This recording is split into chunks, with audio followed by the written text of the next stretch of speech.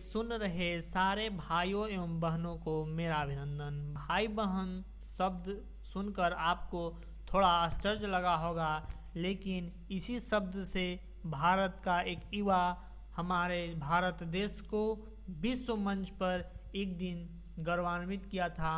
उनका नाम स्वामी विवेकानंद था। स्वामी विवेकानंद का जन्म 12 जनवरी सन 1863 ईस्वी को विद्वानों के अनुसार मकर संक्रांति के दिन कलकत्ता में एक कुलीन परिवार में हुआ था। उनके बचपन का घर का नाम बिरेश्वर रखा गया था, किंतु उनका औपचारिक बचपन का नाम नरेंद्र नाथ दत्त था। उनके पिता विश्वनाथ दत्त कलकत्ता हाई कोर्ट के एक प्रसिद्ध वकील थे। दुर्गाचरण दत्ता नरेंद्र के दादा संस्कृत और फारसी के विद्वान थे। उन्होंने अपने परिवार को 25 साल की उम्र में छोड़ दिया और साधु बन गए। उनके माता भुवनेश्वरी देवी धार्मिक विचारों की महिला थी। उनका अधिकांश समय भगवान शिव की पूजा में व्यतीत होता था।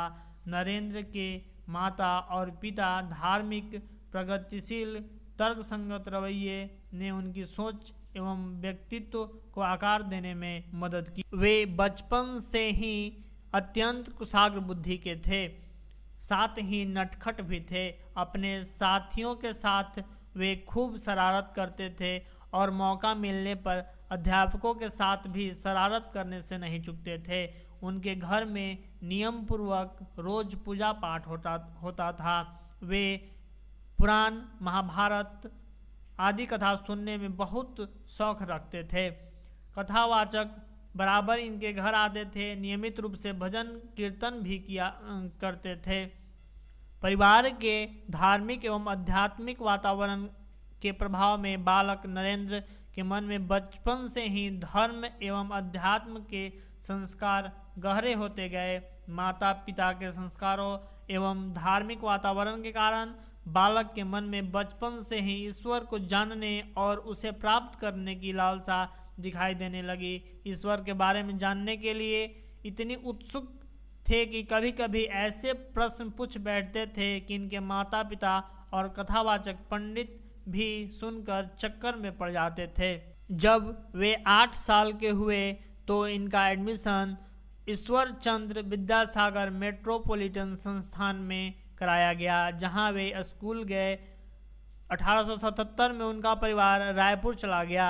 1879 ईस्वी में कलकत्ता में अपने परिवार की वापसी के बाद वह एकमात्र छात्र थे जिन्होंने प्रेसिडेंसी कॉलेज प्रवेश परीक्षा में प्रथम डिवीजन से पास किए। स्वामी विवेकानंद 25 वर्ष की अवस्था में नरेंद्र ने गेरुआ वस्त्र धारण कर लिए थे। तत्पश्चात उन्होंने पैदल ही पूरे भारतवर्ष की यात्रा की। स्वामी विवेकानंद ने 31 मई 1893 ईस्वी को अपनी यात्रा शुरू की और जापान के कई शहरों नागासाकी, कोइबे, ओसाका, क्योटो और टोक्यो समेत का दौरा किया। चीन और कनाडा होते हुए अमेरिका के शिकागो पहुँचे। सन 1893 ईस्वी में शिकागो अमेरिका में विश्व धर्म परिषद हो रही थी। स्वामी विवेकानंद उसमें भारत के प्रतिनिधि के रूप में पहुँचे। यूरोप, अमेरिका के लोग उस समय पराधीन भारतवासियों को बहुत हीन दृष्टि से देखते थे। वहाँ लोग बहुत प्रयत्न किया कि स्वामी विवेकानंद को सर्वधर्म परिषद में बोलने का समय न मिले, परंतु एक अमेरिकन प्रोफेसर के प्रयास से उन्हें थोड़ा समय मिल गया। उस परिषद में उनके विचार सुनकर सभी विद्वान चकित हो गए। फिर तो अमेरिकी उनका अत्यधिक स्वागत हुआ। वहाँ भक्तों ने एक बड़ा समुदाय बन गया। 3 वर्ष वे अमेरिका में रहे। वहाँ के लोगों को भारतीय तत्व विज्ञान की अद्भुत ज्योति प्रदान की। इस तरह वे अमेरिका में भी भारत को गौरवान्वित किया। स्वामी विवेकानंद का जीवन परिचय बताता है कि 39 वर्ष के संक्षिप्त जीवन काल में स्वामी विवेकानंद जो काम कर गए वे आने वाली अनेक शताब्दियों तक, पीढ़ियों तक मार्गदर्शन करते रहेंगे। 30 साल की आयु में स्वामी विवेकानंद ने शिकागो, अमेरिका विश्व धर्म सम्मेलन में हिंदू का प्रतिनिधित्व किया और उसे सार्वभौमिक पहचान दिलवाई। गुरु रविंद्रनाथ ठाकुर ने एक बार कहा था, यदि आप भारत को जानना चाहते हैं तो विवेकानंद को पढ़िए। उनमें आप सब कुछ सकारात्मक ही पाएंगे, नकारात्मक कुछ भी नहीं। स्वामी विवेकानंद केवल संत ही नहीं, एक महान देशभक्त, वक्ता, विचारक, लेखक और मानव प्रेमी भी थे। अमेरिका से लौटकर उन्होंने देशवासियों का आह्वान करते हुए कहा, नया भारत निकल पड़े मोची की दुकान से, भड़भुंजे की भाड़ से, कारखाने से, हाट से, बाजार से, निकल पड़े झाड़ियों, जंगलों, पहाड़ से। और जनता ने स्वामी की पुकार का उत्तर दिया। वह गर्व के साथ निकल पड़ी। महात्मा गांधी को आज़ादी की लड़ाई में जो जन समर्थन मिला वह स्वामी विवेकानंद के आह्वान का ही फल था।